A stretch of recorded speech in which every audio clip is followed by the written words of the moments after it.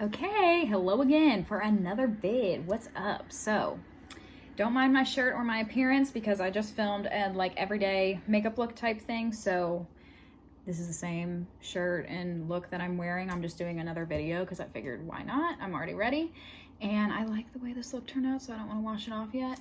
But I thought I would just do a quick story time. This is just a funny little story. It's not going to be very long, but it's about how my cat Tina got his name Tina. So if you want to hear about this little weird story that's just kind of fun, I thought it might brighten your quarantine lives, then just keep on watching. Okay, so like I said, I just thought this would be a nice story to share, just kind of lighten the mood and give someone something to watch, while you're self-isolating. So basically I have my cat, his name is Tina. He's been in other videos. He's MIA right now, so I can't show him. I don't know where he is.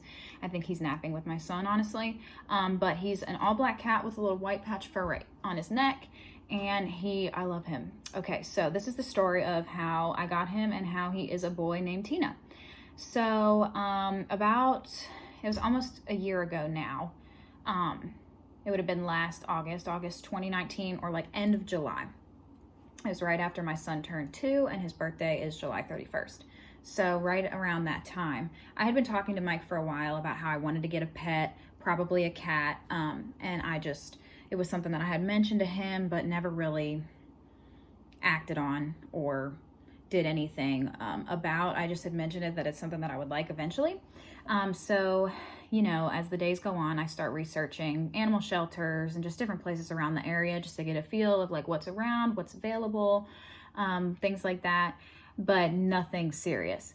And then one day Mike was at work and I was off, and me and Nico were hanging out, and I figured we lived way out in the country. We needed to go to town anyway. We needed to go to the store, just do a couple different things. So we went into town, and as we're driving around getting stuff done, I just start thinking about how badly I want a kitten, and that we're just driving around finding things to do, having fun. And I start looking up, not while I'm driving obviously, but I started to look up some of these animal shelters that I've been looking at, but a lot of them were already closed.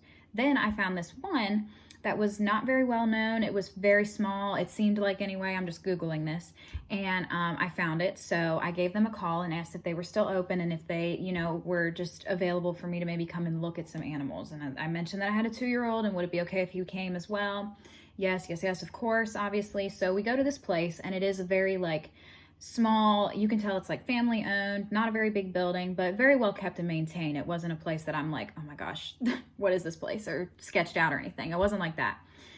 So we go in, and as soon as we get there, we're greeted by this woman's 2 young granddaughters, which was really sweet. And they did have a cat that was actually kind of just a cat that was wandering the property, that you could tell was just an outside cat. So that was fun. Nico was playing with him.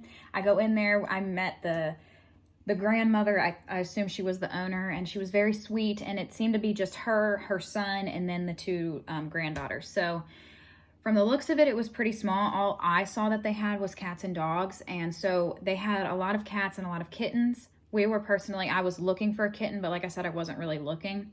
So we go in and we just start to play with some of the cats, just kind of get a feel for them, see maybe how Nico would do with a kitten, just different things like that. And then I started to think I kind of want one. I kind of want to take one home. And so, we just start letting them come out of the cage, see which ones are coming to me and Nico, which ones are running away, which ones are scared. And there was this one cat that was all white with these bright blue eyes, beautiful, beautiful cat. And I was like, that is my cat. I want this kitten. That's the one for me. They open the cage, they let her out.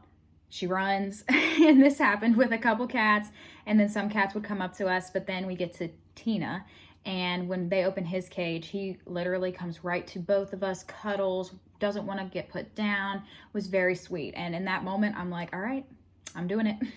I didn't call Mike, I didn't talk to Mike, I didn't consult him. I just said, I want to adopt this cat. So she had me pay the adoption fee. We signed the paperwork, and Nico and I literally were there for 30 minutes and left with a cat. Obviously, I wasn't thinking it entirely through because I didn't have a cage or a bed or anything for him. So also, luckily, there was a PetSmart literally right down the road. So we were able to drive to the PetSmart, And then I get out of the car, and mind you, I have a kitten, so I'm trying to hold this kitten that's trying to jump out of my arms and run away while I'm also trying to wrangle Nico, who is 2, and we're in a parking lot. So it was a little crazy, but we were safe, of course. And when we get to the PetSmart, luckily there was these people there that were from some adoption agency, and they were like packing up their van looking like I think they just had like some type of adoption fair, and they were getting ready to go back. And this woman sees me struggling, and she runs over to me. Oh my goodness, what can I do to help you? Do you need me to hold him for you, or hold the cat? She didn't know what it was, obviously, or just help. So she helped me get into PetSmart, be able to get a cage and put it together so that I could sit Tina in the cage while I continue to shop. And she was just like the kindest stranger, like literally ran up to me out of nowhere, saw that I was struggling a little bit, and offered her help, and was helping me for a very long time until I was able to get everything situated and purchase the cage so that I could set it up and put Tina in, and then continue to get the other things that I needed. And in doing so, when we were talking, kind of trying to get the cage put together and everything, she was just giving me some tips and stuff on, how to raise a kitten. I've had cats before growing up, but it's been a while, and I never had like a kitten like that. So the advice was very helpful, and she was very nice. And then she checked him to see if he was a boy or a girl. And I don't know if it was because he was really fluffy or he was too young. I don't know what happened, but she told me that he was a girl. So I said, oh, great. I want to name him Tina. I love Bob's Burgers. I love Tina. I think she's hilarious. And so I named my cat Tina. So then we go home. Obviously, Mike comes home and tell him about the cat and everything. And we're going on every day thinking it's a boy. So we have Tina for a couple weeks, and then I received a promotion at my old job. And so I had to go away, about 2 hours away to another town to train for this job for a little over a month, which was, that's a whole other story. But when I did that, I obviously had to leave my cat with Mike and Nico. So while I was gone, Mike discovered that Tina had like a little open skin situation right here. It wasn't like a big wound or anything bad, but he went ahead and took him to the vet.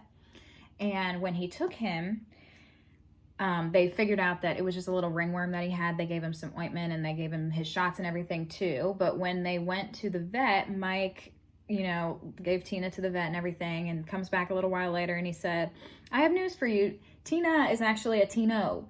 So the whole time we were thinking Tina was a girl, Tina was a boy. So then I'm away at this point, mind you, and he calls me and tells me, and I'm like, well, we got to rename him. Like, he's a boy. And I'm like, let's name him Gary, because Gary the snail, and he meows. And I just think things like that are funny. So he's like, no, like, we just have to keep the name Tina. It's funny. Nico's already used to calling him Tina, which was true. And so we shouldn't change his name. Like, that'd just be confusing, blah, blah, blah. And I'm like, no. So we attempt to change his name to Gary, call him Gary for a while, or we end up, be calling him Tina Gary instead of just Gary. But it never really stuck. So now we have a cat that sometimes goes by Gary, sometimes goes by Tina, primarily goes by Tina or Tina Gary. And Nico is a big part of that. He was typically calling him Tina, and I would say, no, Gary. So then he would call him Tina Gary. So it's just this joke now. So yeah, now we have a cat that is a boy, and his name is usually Tina. But really anything, I call him Kitty half the time. But I just think it's a funny little story to share. It was just like a crazy event that whole day, from the process of me literally leaving the house, not expecting to have a pet, coming home with one, finding out he's not a girl, he's a boy, and just the whole thing. It's just a funny story that I like to share, and I hope that it brought you some type of laughter or happiness during a time where you might want to be entertained. So yeah, that's my little cat story. Thank you so much for watching, and I'll see you in the next one. Bye.